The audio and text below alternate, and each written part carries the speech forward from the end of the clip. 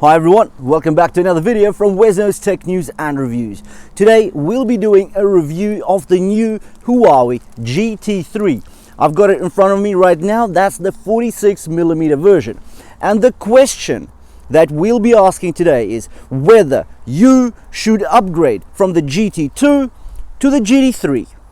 Because we know there are actually two new models, the Huawei Watch 3, the full-on smartwatch which costs an arm and a leg, or the GT3 which is more modestly priced and still quite a bit of money. So it is an upgrade that requires quite a bit of resources.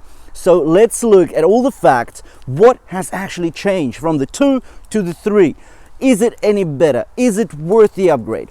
And right at the end of the video we'll actually be discussing whether there are any other alternatives that provide you more value, or at least equal value, but maybe for a lesser price. Anyways, without further ado, let's get into it.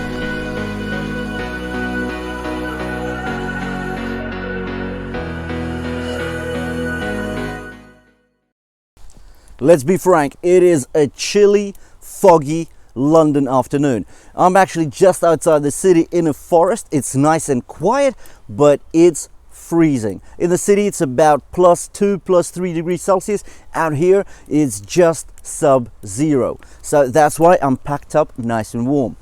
Anyways, the GT3, the all-new Huawei smartwatch. Now, I've already done 2 reviews where I go through the highlights of this brand new watch to the market. It only came out in the second bit of December 2021.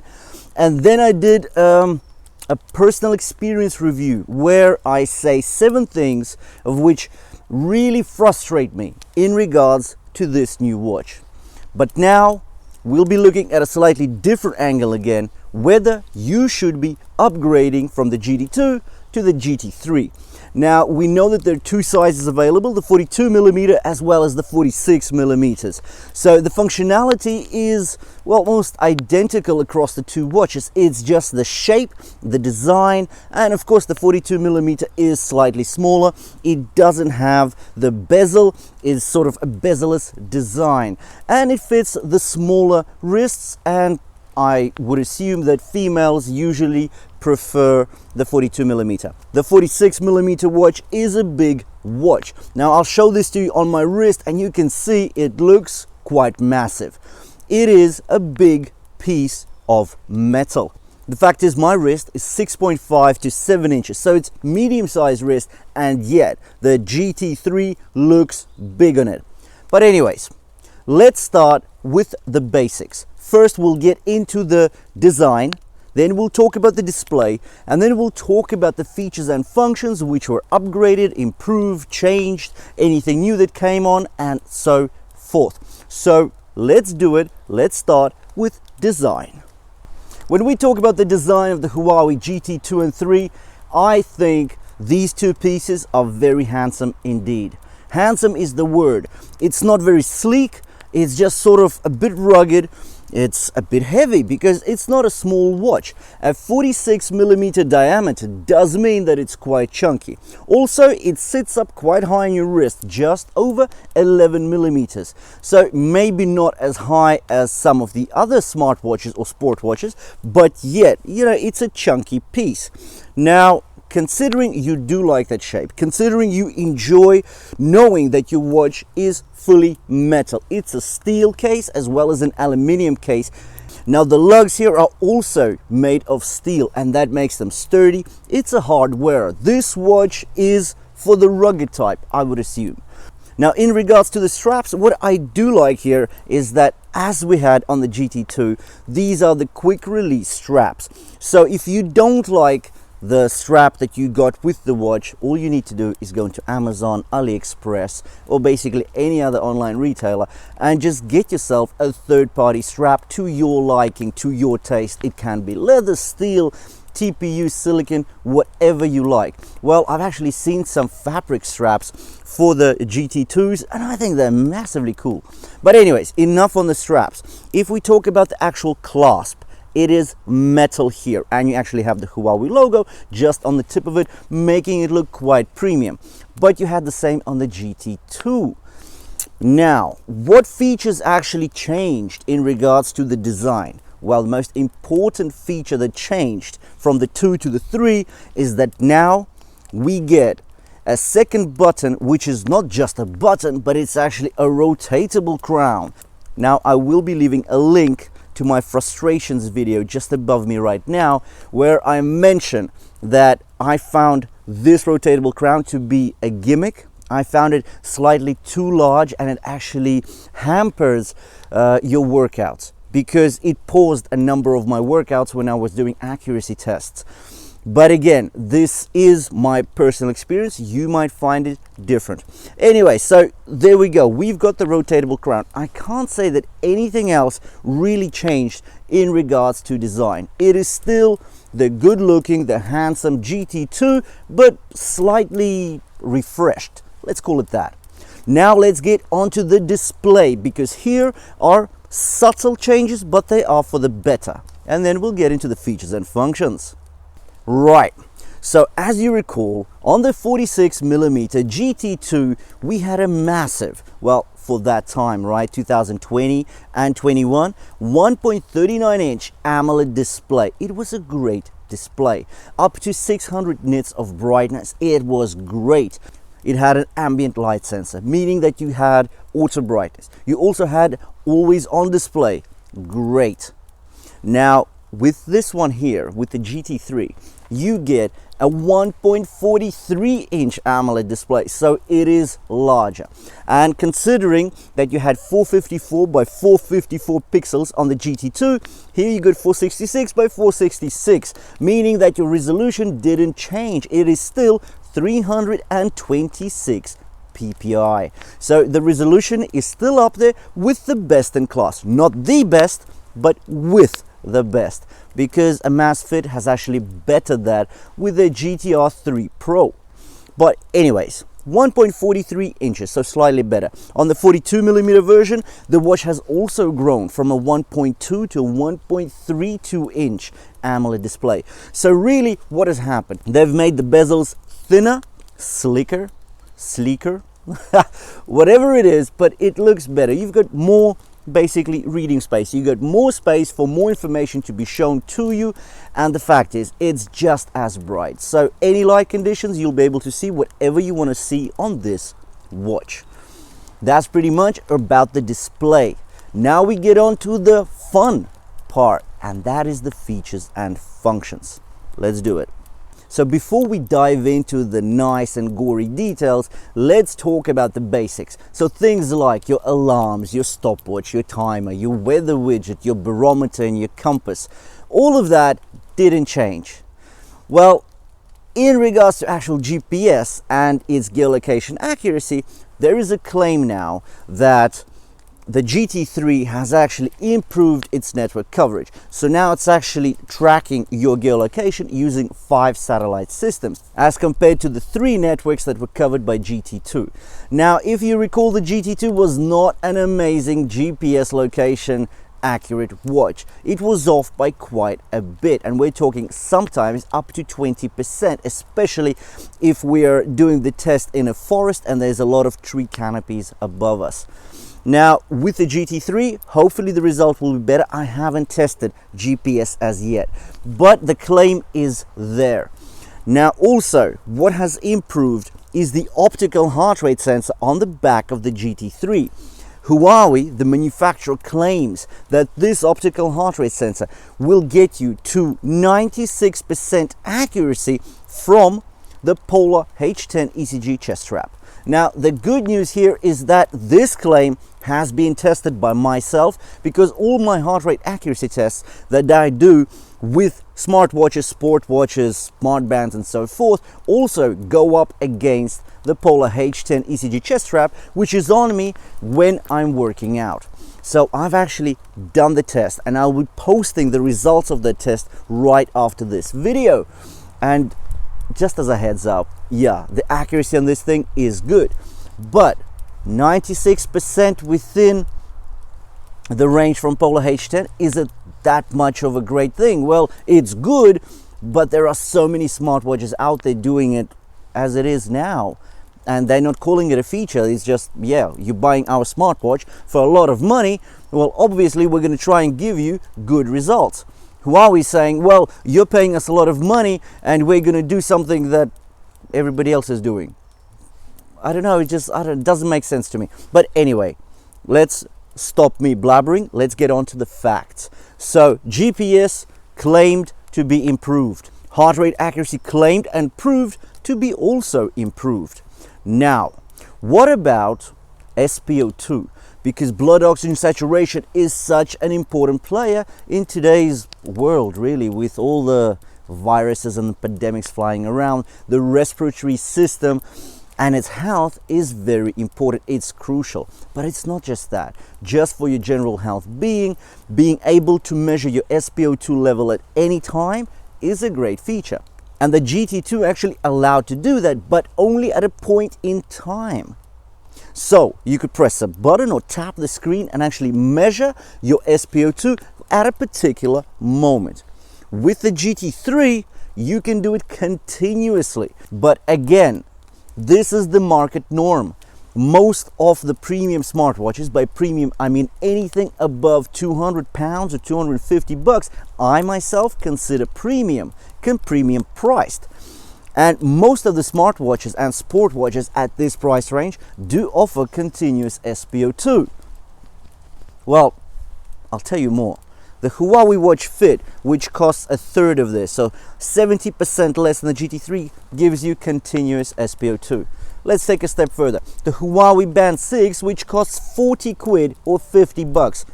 That's basically like 23% of this price. So almost 5 times cheaper, also gives you continuous SpO2.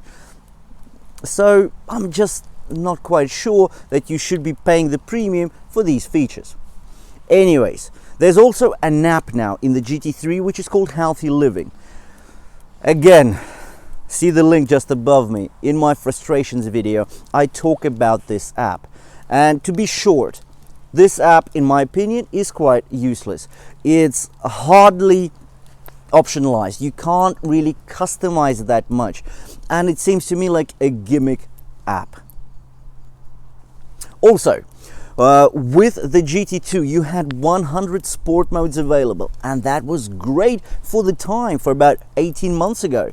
Now, the GT3 comes along with just that, 100 sport modes. It didn't better the results.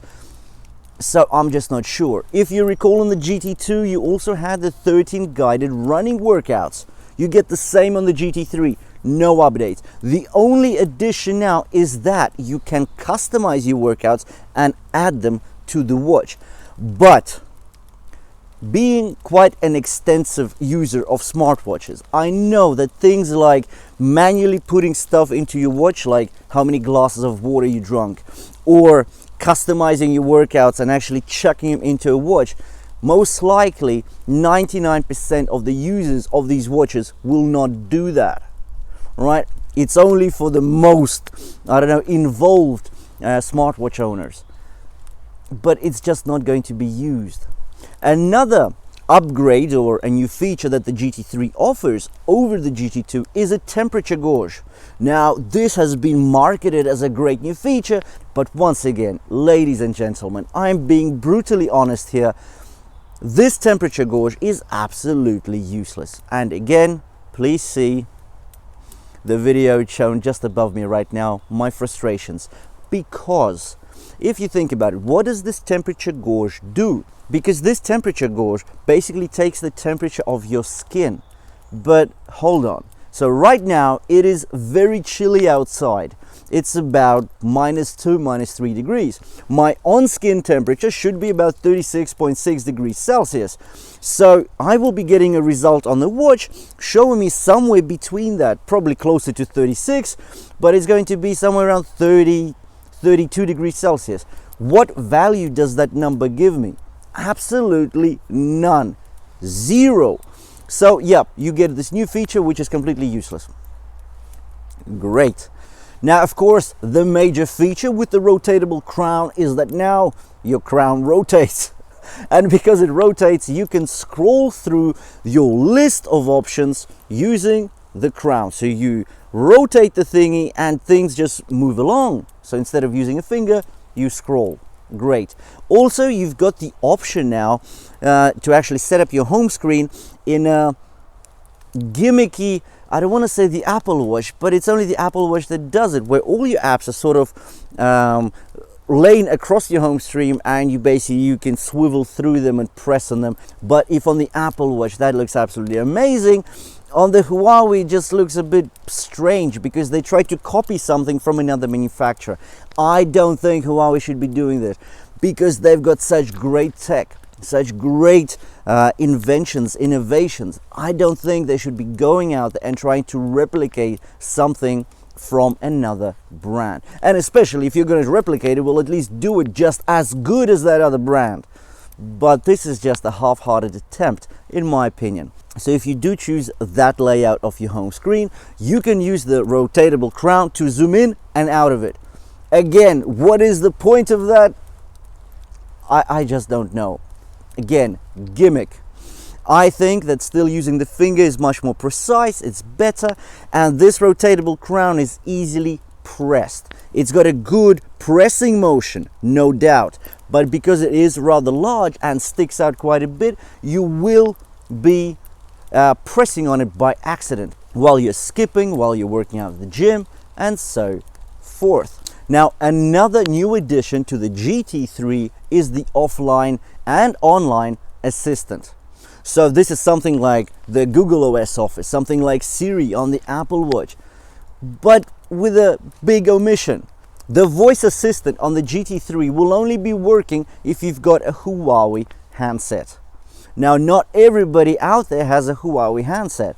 Now, I get the restrictions that you get with the Apple Watch. You should only have an Apple Watch. Well, you can only use an Apple Watch if you've got an iOS device. Huawei have now said, hold on, if you want to use the offline assistant, if you want to use our voice assistant, you need to have a Huawei phone. But Huawei phones don't have Google. They don't have the Google market. There are not many people out there who would be getting a Huawei phone these days, unless you live in China. So I think this is quite a big issue with this watch. Again, there is this assistant, but how useful is it? I find it quite useless. But again, it's there, so it is a new feature after all. But anyway, let's talk about price. If the old GT2 used to cost us brand new just when it came out £140 or just under $200, the GT3 as it came out is costing £230 or $300. Now that's almost a 70% hike in price. Yes, some of the features were improved, your GPS, your heart rate accuracy, you get continuous SpO2, you get some gimmicks which are pretty cool but pointless, but nonetheless they're new.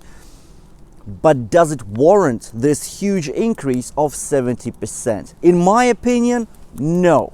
So if you're using your GT2 and you're happy with it, my say is keep that watch.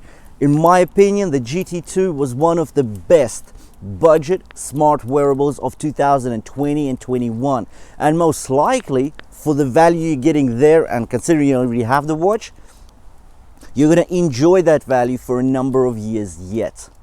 I don't think that there were enough reasonable and good upgrades to the watch to warrant this price increase. And considering that before the price was a budget price, this is a premium price. And I don't feel that this is a premium device.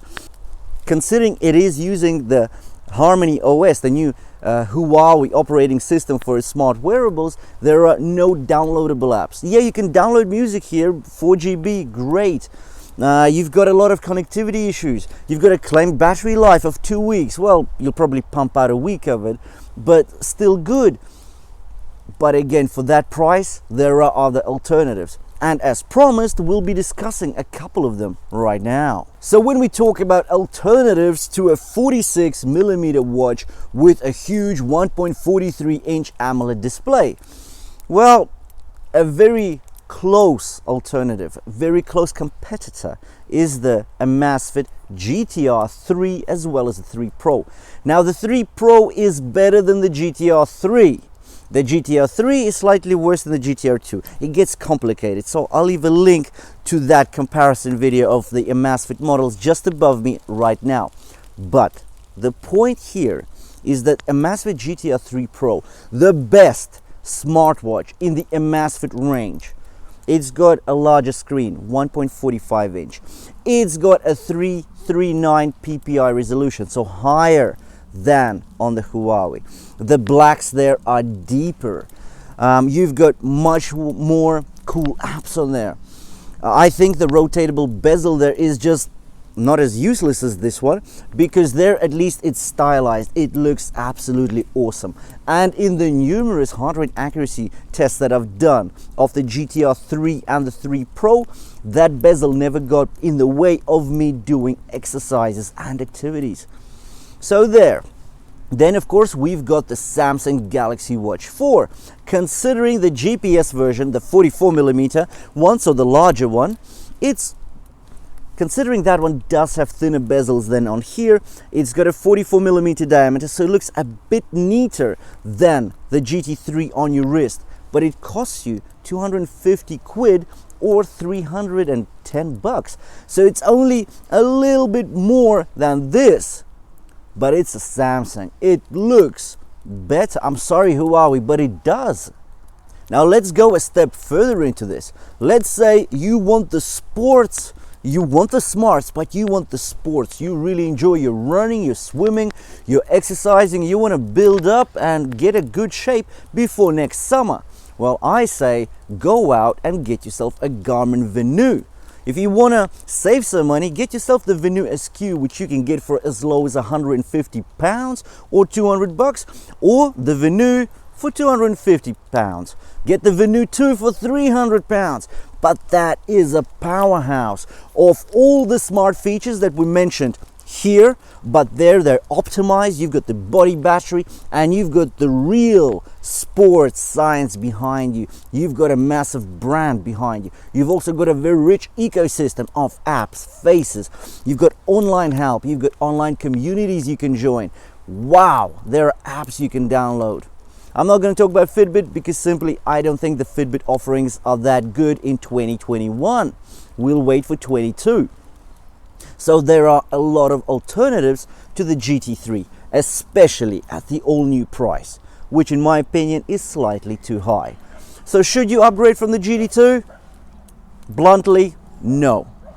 If you want to get yourself a nice watch, there are plenty of alternatives out there. Or just do the smart thing. Go out and get yourself a Huawei Watch Fit, which has continuous SpO2 for 60 pounds. Or get yourself the GT2, which you can get on discount now for as low as 100 pounds or 140 bucks. And you're gonna get yourself an amazingly handsome watch for a very budget price. Anyways, thank you for watching this review and comparison of the GT2 as well as the GT3. If you found it useful, interesting, please drop me a like. And if you want to see more of the same, please hit the red subscribe button below the video. And I'll see you in the next one.